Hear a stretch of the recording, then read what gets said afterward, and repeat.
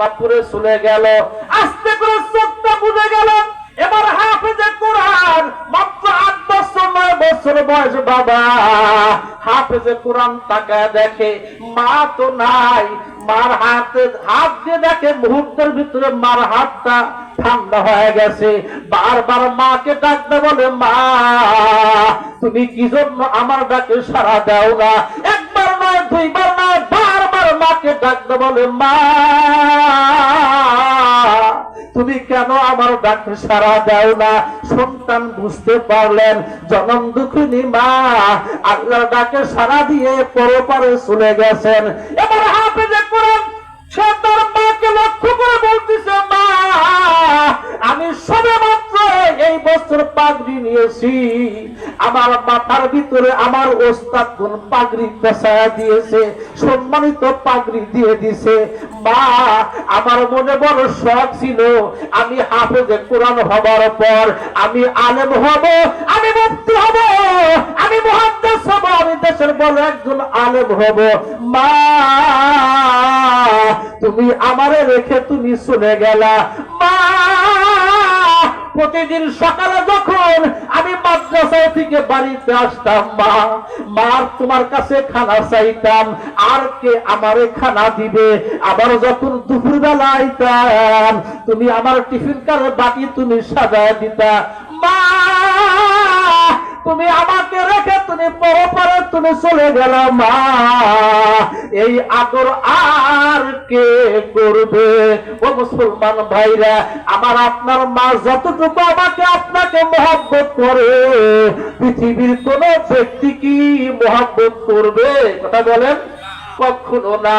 ও মুসলমান ভাইরা কিতাবের ভিতরে আসে হাফেজে কোরআন ওই সময় আবার সান্ত্বনা পাবার পর আল্লাহকে ডাকতে বললেন, দুইটা হাত আসমানের দিকে তুলে হাফেজে কোরআন ডাকতে বলে, রব্বুল আলামিন আমি হলাম ছোট্ট একজন মানুষ, আল্লাহ তোমার ওই লাউহে মাহফুজে যে 30 পারা কোরআন আছে, ওই 30 পারা কোরআন আমার সিনার ভিতরে আছে। জোরে কোন সুবহানাল্লাহ। 30 পারা কোরআন কি কম মনে করেন? আজকে দেখবেন পাগড়ি দিবে কতগুলো সন্তান, 30টা পারা তারা মুখস্থ করেছে। এটা বিশাল বড় একটা নিয়ামত, এটা আপনাদের একটা ফসল হতে পারে। এর উসিলায় আল্লাহ আপনাদেরকে মাফ করবে। জোরে কোন আমিন। ও মুসলমান ভাইরা বলতেছিলাম হাফেজে কোরআন দুটি হাত তুলে আল্লাহকে ডাকতে বলে, রব্বুল আলামিন আমার মাকে তুমি তো উঠায় নিয়ে গেছো, আল্লাহ আমি তো আমার মায়ের সেবা করার মতো কোনো সুযোগ পাবো না। রব্বুল আলামিন আমি এই মুহূর্তে তোমার কাছে দোয়া করি,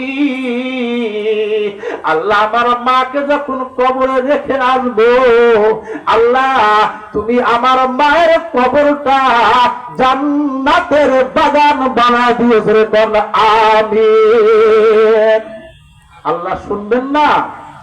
অবশ্যই শুনবেন। একে তো সন্তান, দ্বিতীয়ত হাফেজে কোরআন। দেখেন কত পাওয়ার একজন হাফেজে কোরআনের, কত পাওয়ার দেখবেন দুনিয়ার বুকে এবং আখিরাতে কত পাওয়ার। ও মুসলমান ভাইরা বুঝে আসবে না যেদিন আমার আপনার চোখ দুটা বন্ধ হয়ে যাবে, হয়ে যাবে, তখন বুঝে আসবে নেকির কি দাম। এখন বুঝে আসবে না। ও মুসলমান ভাইরা আমি বলতেছিলাম হাফেজে কোরআন আল্লাহর কাছে দোয়া করার পর এবার তার চাচাদেরকে ডাক দেওয়া হলো। ডাকতে বলে, চাচা আমার তো আব্বা নাই, আমি তো আব্বাকে জন্মের পর আব্বাকে আমি কোনোদিন দেখি নাই। আমার একটা মা ছিল, আমার মা দুনিয়া থেকে চলে গেল, মাকে আজকে আমি কবরে রেখে আসবো, আমার মাকে দাফন কাফনের ব্যবস্থা করেন। ও মুসলমান ভাইরা কিতাবের ভিতরে আসছে তার মাকে গোসল দেওয়ানোর পর এবার কাফন পরানোর পর এবার আস্তে আস্তে বাড়ির থেকে যখন খাটে তুলে নিয়ে যাওয়া হচ্ছে, হাফেজে কোরআন 8 বছরের সন্তান খাটের সামনে দিকে দিকে খাট তার কাঁধের ভিতরে নিয়ে দুই চোখ দিয়ে পানি ছেড়ে কান্দে আর কালেমা শাহাদাত পড়তেছে। আল্লাহকে ডাকতে বলে, আল্লাহ তুমি কি আসমানের মালিক, তুমি কি দেখো না আমি একজন ছোট্ট মানুষ হাফেজে কোরআন, আল্লাহ আমার কাঁধে আমার মায়ের লাশ, আল্লাহ আমি আমার মাকে আমি বহন করে কবরস্থানে নিয়ে যাচ্ছি, আল্লাহ তুমি আমার মাকে তুমি ক্ষমা করে দিও, আল্লাহ মায়ের কবরটা তুমি জান্নাতের গালিচা দিয়ে পরিপূর্ণ করে দিও। মনে মনে হাফেজে কোরআন দোয়া করতেছে। আস্তে আস্তে এবার চললো কবরস্থানে। যাওয়ার পর হাফেজে কোরআন ডাকতে কয়, ডাকতে বলে, চাচা আমি কবরের ভিতরে নাম বসরে গান মারহাবা।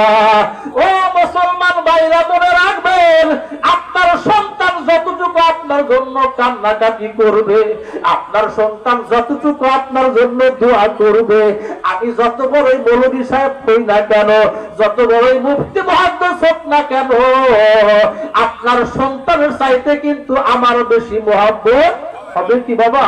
কখনো হবে না। হাফেজে কোরআন কবরের ভিতরে